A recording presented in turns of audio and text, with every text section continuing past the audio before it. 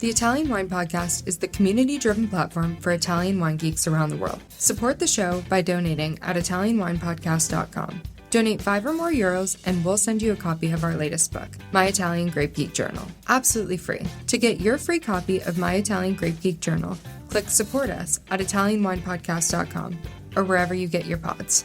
Grazie mille.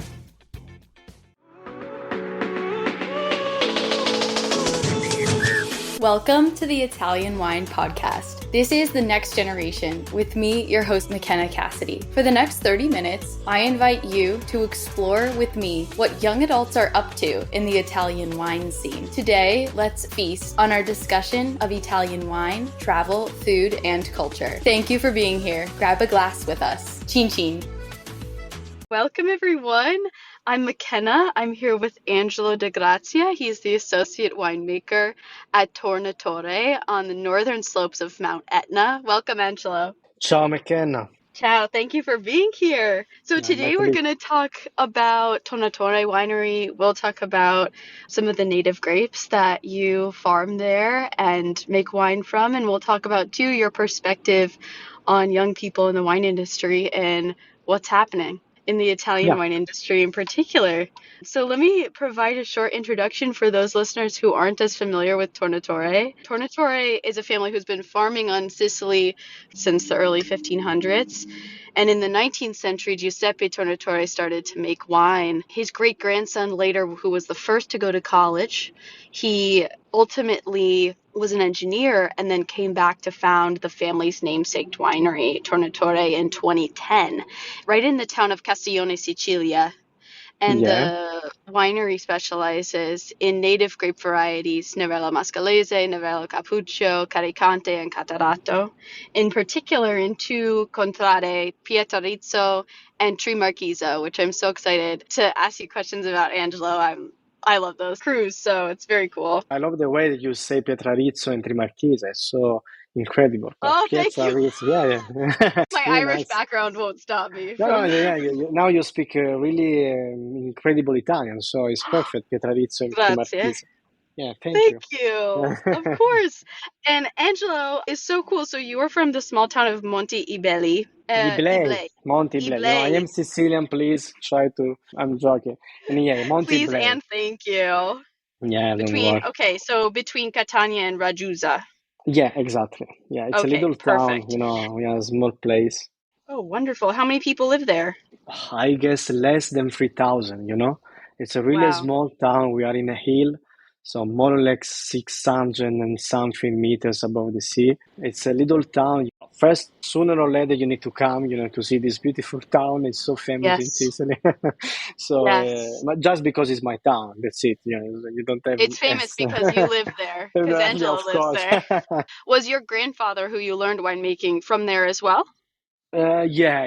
I grew up in a family where we always speak about agriculture. We have lands, we have grapes, so we make some wine at home. It was like, I was a child, so for me it was like a game, just play with my grandfather.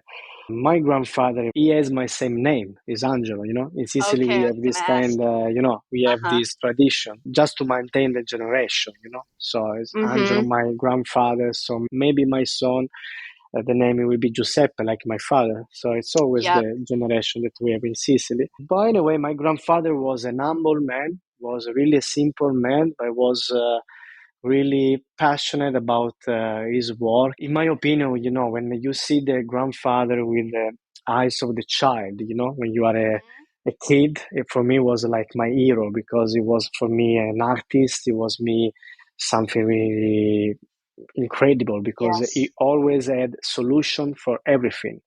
He always say me, Angelo, you don't have to think about the problems because you have only solutions.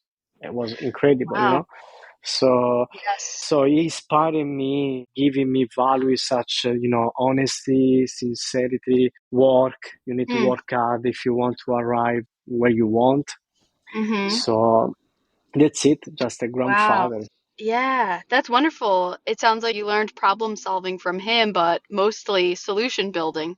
And in Exactly. particular, connection to wine. What would he do with, I mean, you just made the wine at home. Did he make wine in larger capacities too? We have like a few vineyards, so we sell the Uh-huh. grapes really, Okay, in okay. reality. Got But it. he did some experiments, so we made some wine at home. Uh-huh. We made some sparkling wine, and some bottle Love explode, it. was Yes. because he didn't have he didn't study, so he doesn't have the knowledge to make the wine. It was like all about instinct. He tastes the grapes, he was Mm. ready to harvest. He tastes the wine, he's ready to bottling. And anyway, I took from him this kind of secret. Hmm. And of course, the wine that he put in a bottle was incredible. I have some bottle in my cellar, put away just when sometimes I open one bottle like random, and Yeah. it's incredible. Are you enjoying this podcast? Don't forget to visit our YouTube channel, Mama Jumbo Shrimp, for fascinating videos covering Stevie Kim and her travels across Italy and beyond, meeting winemakers, eating local food, and taking in the scenery. Now back to the show.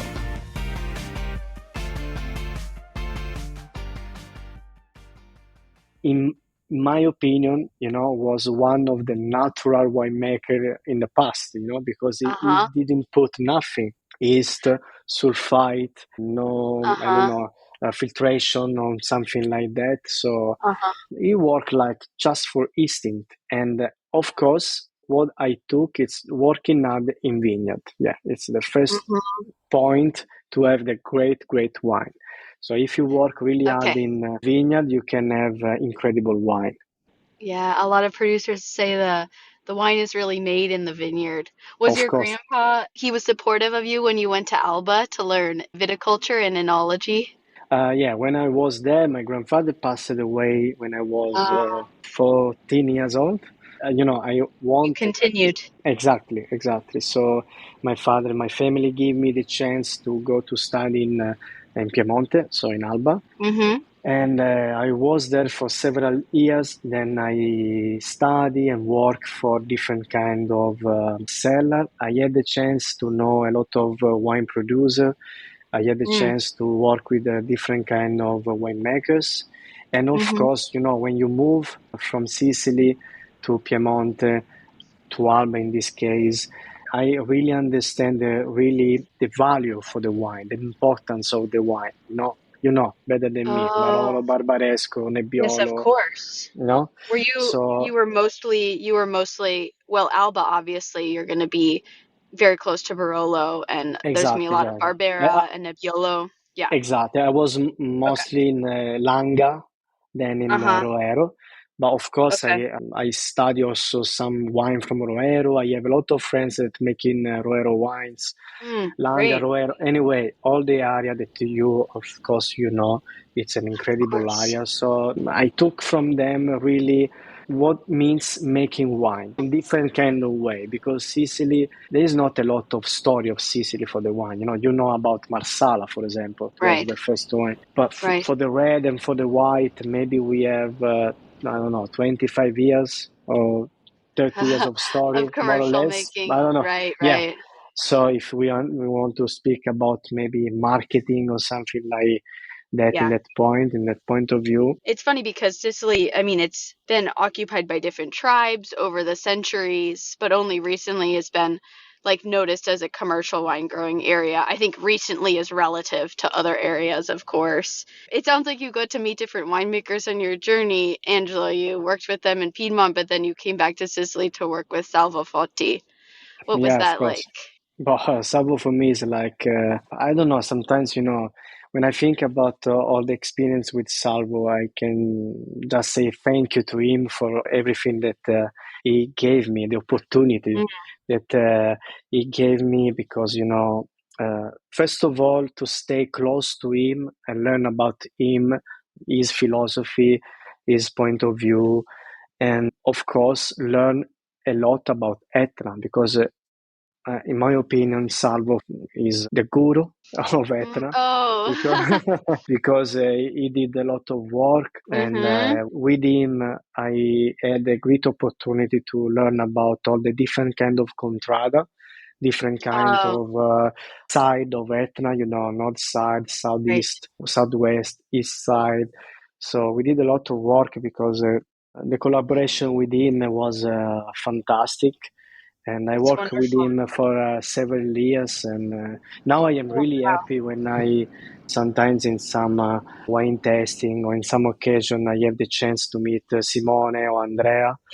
Yes. I'm really happy to meet them because it's like maybe it's really big to say, but I feel part of family in a way, because I live a lot of years with them. They were incredible, so I never stopped to say thank you to him for everything Sure. he gave me. That's wonderful. He's so instrumental in the viticulture of Sicily and Etna in particular, of course, like making what he calls human wines Yeah, instead of just natural or organic or something like, or heroic. He wants them to be human because his philosophy is fascinating in that it's intricately connected to the human being making it, exactly. and there's no separation between the two almost. It's very precise philosophy, which I think is super special that you got influenced by that at a younger age. Yeah, of course, of course, of course. When you That's say wonderful. natural, you can say everything, He found, in a way, he called his wine human wines, and I agree about this kind of vision because this vision, this philosophy is really close to his philosophy. So, yeah, I completely agree Yeah. about that wine. Oh, So, that's uh, wonderful. And so now working with Vincenzo Bambino, what is it like working with him? So Vincenzo and you lead the winemaking for Tornatore. Vincenzo, the head winemaker, how does his philosophy kind of relate or differ from your grandfather's or Salvo's? Bog, my grandfather is something else. you know, we, He's his own we can category. compare. My grandfather is something really incredible. So nobody can compare. I mean, so anyway, Of course not. Of course not. No one could yeah, touch him. I'm joking. Vincenzo Bambino is completely different from Salvo, of course. Two different Oh. kind of philosophy Mm-hmm. and two different kind also the way to making the wine, to making wine is Yes. completely different. But I found in Vincenzo something really interesting because our personalities are really close in some way, and I really close to him. And this connection that we have give us the chance. When we making wine, we make happy wine in a way. Mm. It's like we love to make that Happy wine. wine. So exactly. So we love to make Tornatore wines because we are really close also with the family, with Mm. Cavaliere Tornatore and all Uh-huh. the family. We are really close. It's like a Uh-huh. big family. And with Vincenzo, we found this kind of more or less a deal or maybe a compromise. Okay. So he took my knowledges or my ideas, my philosophy to making the wine, and Mm. I took his philosophy and his way to make the wine. And Uh-huh. then we found this kind of deal. And first of all, the the wine needs to be the wine of the place that you produce the wine. So Right. if you produce Etna, you need to feel Etna. You can feel something Right. different. So it's like a winemaker with a lot of respect for the terroir. You need to be humble to the terroir. The touch of the winemaker needs to be really, really a touch. It's not to be too much, Right. because A when you gentle drink, touch.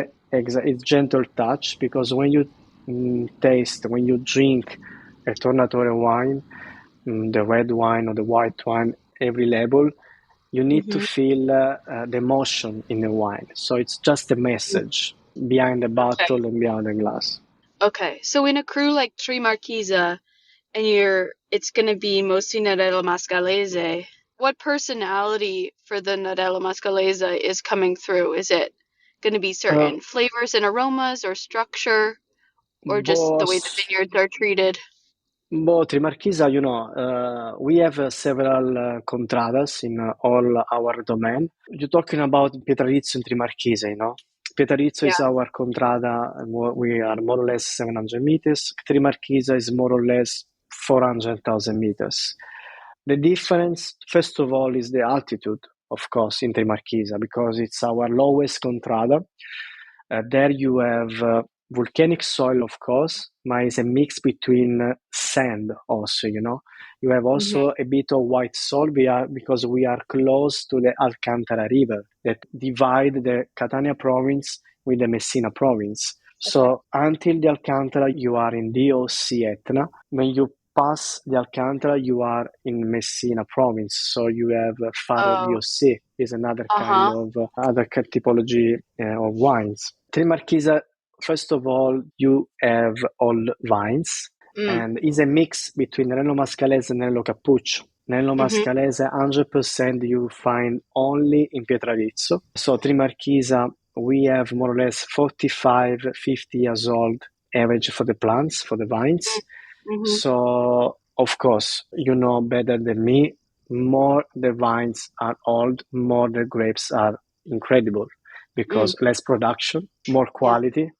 The vines start to know what they're doing after decade after Exactly. decade. It's like a person. The vines is like a person. When you are a child, you are explosive. You can do everything. When you start to grow up, and maybe you can stay more, more specialize. Exactly. You know what you have to do. So in Trimarchisa, you have this kind of balance. We work with concrete tank and a big barrel of, it depends the harvest, 25 hectoliters or 50 hectoliters, to have a gentle wine, because Nello Mascalese and Nello Cappuccio, the tendency you need to balance, so it needs a bit of time. So Trimarchisa is something that is completely different from all the other contradas that we have. It's interesting when you go there to see really the soil. Which is partly sand, you mentioned. Exactly. So the soil, anyway, on Etna, in my opinion and in my experience, soil is everything to do, because you have Nello Mascalese everywhere on Etna. But it depends the soil, and it depends what happened and millions years ago.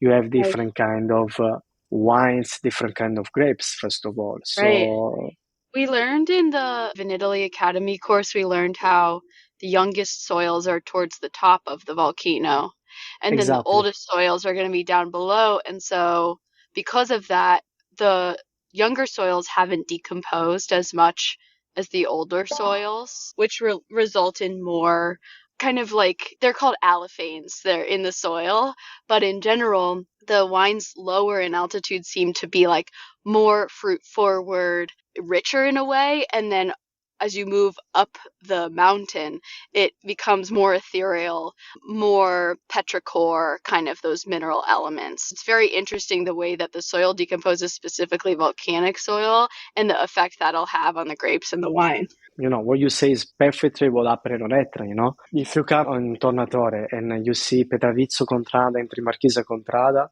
the difference is more or less 300 meters. The distance is between 10 minutes, more or less, by car. It's completely different, Pietrarizzo, you have big stones, so it's really, really volcanic soil. What you imagine about the volcanic, because this is the point. When you think about volcanic soil, you think about the rocks. You don't think about the sand. So when you think about the rocks, you have to imagine, as you said before, is the first part of the volcano. So more you go high in the volcano, more stones you have. More you go down, close to the river that I mentioned before is Alcantara, more sand you have, because of course the rocks going down, so breaks, and then you have this kind of sand, but it's always volcanic sand. But of course, the rocks give to the plants something completely different from the sand, and you have different kind of wines anyway. And of course, when you go to 700 meters, the weather is completely different. And when you go to 400 meters, the weather is completely different. So, of course, you manage the vineyard in different kind of way. Tante grazie for joining me today. Remember to catch our episodes weekly on the Italian Wine Podcast, available everywhere you get your pods. Salute!